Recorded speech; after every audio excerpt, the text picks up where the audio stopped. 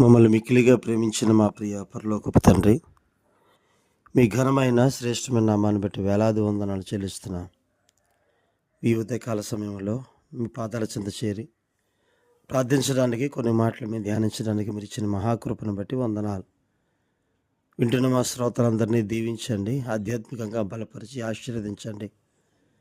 కొద్ది మాటలు మేము ధ్యానిస్తుండగా వాక్యం మీది, ప్రజలు మీ వారు. అయ్యా, మీ మాటలు మాతో మాట్లాడి మమ్మల్ని ఉజ్జీవింపచేసి బలపరచుమని, జీవాహారమునిచ్చి తృప్తిపరచుమని యేసయ్య పరిశుద్ధ నామాలు అడిగి వేడుకొనుచున్నాము తండ్రి, ఆమేన్. ప్రియులందరికీ వందనాలు. కీర్తన గ్రంథం 1వ అధ్యాయాన్ని ఒకసారి మనం ధ్యానం చేస్తే, ఇద్దరు వ్యక్తులు అక్కడ కనిపిస్తూ ఉన్నారు మనకి. ఒక వ్యక్తి ఏమో దేవుని యందు భయభక్తులు గలవాడుగా ఉన్న వ్యక్తి, మరొక వ్యక్తి భయభక్తులు లేని భక్తిహీనుడిగా కనిపిస్తున్నారు.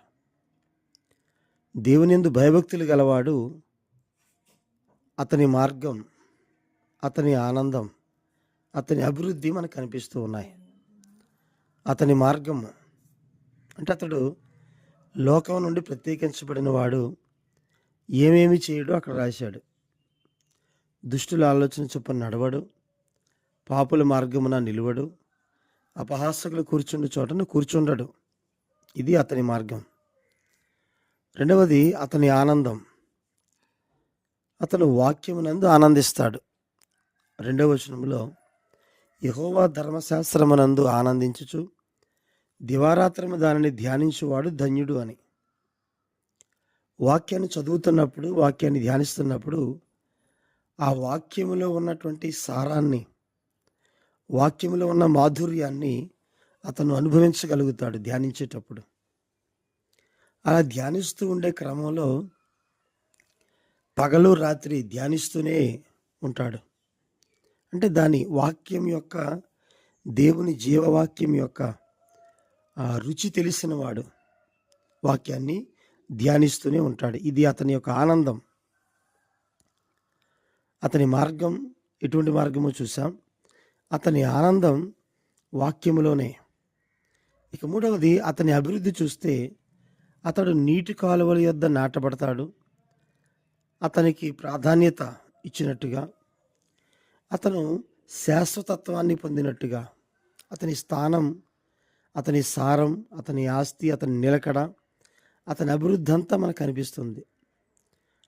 3వ వచనంలో, నీటి కాలువల యొరను నాటబడినదై ఆకు వాడక తన కాలమందు ఫలమిచ్చే చెట్టు వలె ఉంటాడని, అతడు చేయనిదంతయు సఫలమవుద్దని చెప్తున్నాడు. కాబట్టి దేవుని యందు భయభక్తులు కలిగిన వాడికి, ఆ వ్యక్తికి అతని మార్గం శ్రేష్టమైన మార్గం, అతని ఆనందం దేవుని వాక్యం, అతని అభివృద్ధి నీటి కాలువల వరకు నాటబడిన చెట్టు వలె. ఆకు వాడిపోవడం ఉండదు, తన కాలంలో ఫలాలు ఇస్తూనే ఉంటాడు. అనగా దేవుని యందు ఆత్మఫలాలు కనిపిస్తూనే ఉంటాయి. అతడు చేసేదంతా కూడా సఫలము చేయడానికి దేవుడు ఉన్నాడు. కాబట్టి ఇది దేవుని యందు భయభక్తులు కలిగిన వ్యక్తి యొక్క జీవితం, కీర్తన గ్రంథం 1వ అధ్యాయంలో.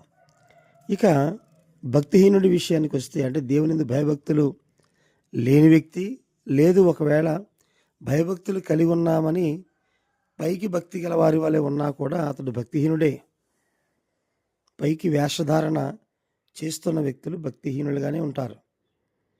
4వ వచనం నుండి 6వ వచనం వరకు అతని లక్షణాలు: గాలి చెదరగొట్టు పొట్టు వలె చెదిరిపోతారు, న్యాయ విమర్శలో దుష్టులు నిలబడతారు, విమర్శించబడతాడు. అలాగే శిక్షార్హుడిగా, దుష్టుల మార్గం నాశనానికి నడుపును అన్నట్టుగా.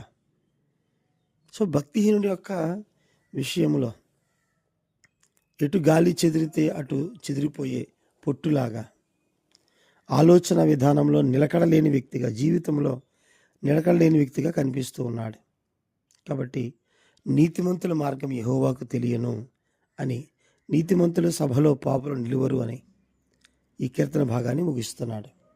కాబట్టి భక్తి గల వారి వలె ఉండి, దేవుని లక్షణాలు కలిగి ఉండి, వాక్యములు ఆనందించే భాగ్యము, అలాగే వాక్యానుసారమైన జీవితం కలిగితే మనం నీటి కాలువలు ఎవరైనా నాటబడి చెట్టు వలె అభివృద్ధి చెందుతాం. దేవుడు తన మాటలు దీవించును గాక. ఆమెన్. అందరికీ వందనాలండి.